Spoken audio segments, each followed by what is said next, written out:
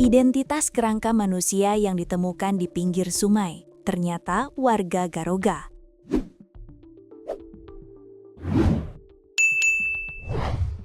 Terungkap sudah identitas kerangka manusia yang ditemukan di pinggir sungai Aek Ngadol, Batang Toru, Tapanuli Selatan. Kerangka manusia di Aek Ngadol ditemukan pada Jumat 6/3/2026.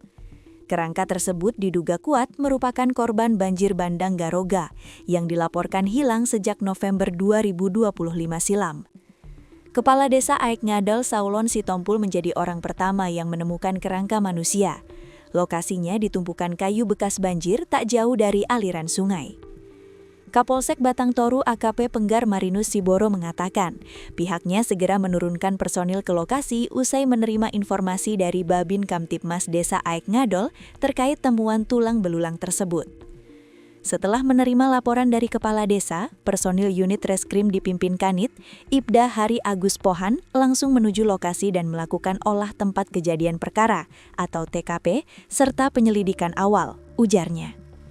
Menurutnya, kerangka itu ditemukan di sekitar lahan kebun sawit milik warga yang berada di pinggiran Sungai Batang Toru, dengan kondisi jenazah sudah tidak utuh dan sebagian besar hanya tersisa tulang belulang. Identitas kerangka manusia yang diduga kuat korban banjir bandang terungkap. Seorang warga bernama Hamzah Siregar mengaku bahwa kerangka manusia itu merupakan ibunya, Tiarma Sitompul, 55 tahun. Tiarma Sitompul sejak 25 November 2025 lalu dilaporkan hilang usai banjir bandang melanda. Tiarma merupakan warga Garoga, desa yang kini kondisinya sudah nyaris hilang disapu banjir bandang. Menurut keterangan keluarga, identifikasi awal dilakukan melalui ciri susunan gigi bagian bawah korban.